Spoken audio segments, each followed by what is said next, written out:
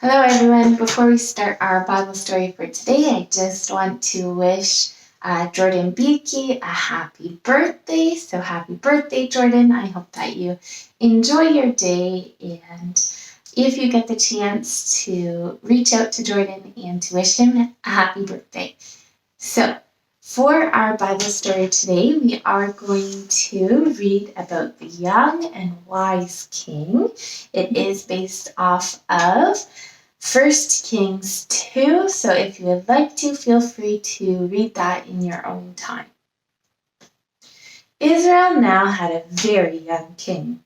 Solomon was probably no more than 20 years old.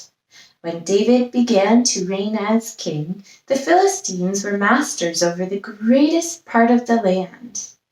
Now, as Solomon mounts the throne, Israel is delivered from all their enemies. When David became king, his army lay defeated on the hills of Gilboa. Now that Solomon is sitting on the throne, Israel has a great army. When David became king, the Israelites were poor because of many wars. Now that Solomon has come to the throne, the Israelites live in peace and they are rich.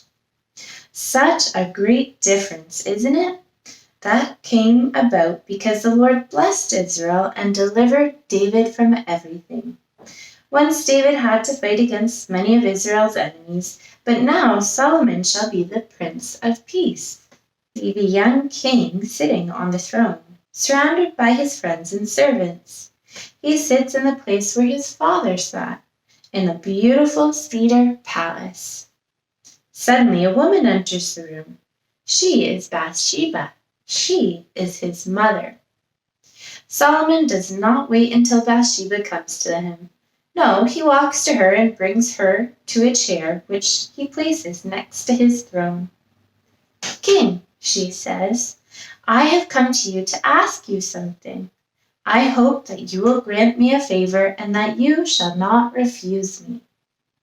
You may ask me what you will, mother. I will not disappoint you, Solomon answers kindly.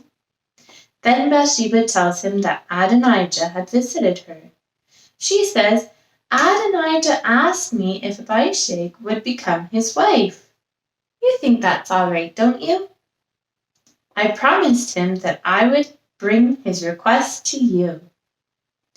Do you remember who Abishag was?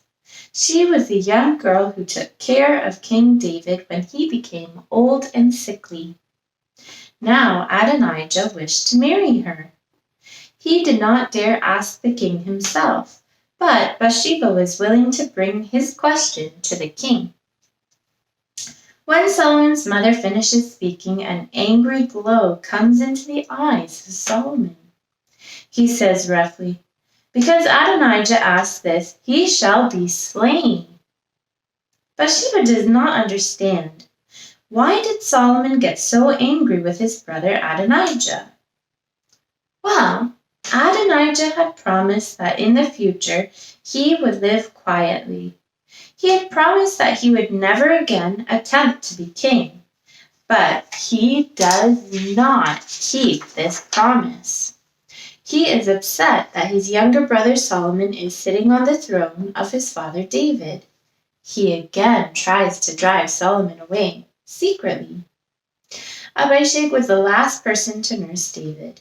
She stayed with David until he died, and now Adonijah wanted this girl to be his wife. With this idea, he had meant he really should have been king. Bathsheba didn't notice this, but Solomon did. Benaiah, the commander of Solomon's bodyguard, received orders to kill Adonijah. A short time later, Adonijah is dead. Now he can't take the throne. Then Abiathar received a message to come to Solomon. The high priest dares not disobey, but he comes with a restless feeling. He is afraid, for he does not trust it. Why must he go to the king? Will the king be angry with him because he chose the side of Adonijah? He does not know. With a trembling heart he enters. Solomon does not look at him with a friendly face. "Abiathar," he says sternly, "I really should put you to death because you knew that I would become king. Still you chose the side of my brother Adonijah. Because you always were with my father, because you always helped my father, I shall not kill you. But you can no longer be high priest. Return to your birthplace to Anathoth." Abiathar leaves Jerusalem. He is driven away by Solomon. Zadok becomes high priest in the place of Abiathar.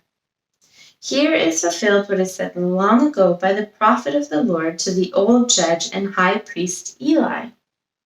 He said Eli's descendants would not remain a race of priests because Hophni and Phinehas, Eli's sons, had made themselves unworthy of the priestly office by their sins. So Abiathar, who is a descendant of Eli, was removed from that place. A man runs through the streets of Jerusalem as fast as he can. He runs to the place where the Ark of the Covenant is standing. When he gets there, he takes hold of the horns of the altar. Who is this man? He is Joab, the old general of David. He has heard that Adonijah has been killed, and it has come to his attention that Abiathar has been punished and sent away by Solomon. Oh, he thinks, now it is my turn. Now Solomon will punish me. So he flees to the altar. Maybe this will save him from being killed. But Joab is a murderer. He murdered Abner, the general of Saul, and Amasa, the general of Absalom. And so he is slain by Benaiah.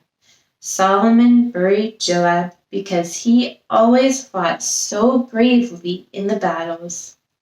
Benaiah is now made general of the army in place of Joab. We will read more in this story tomorrow.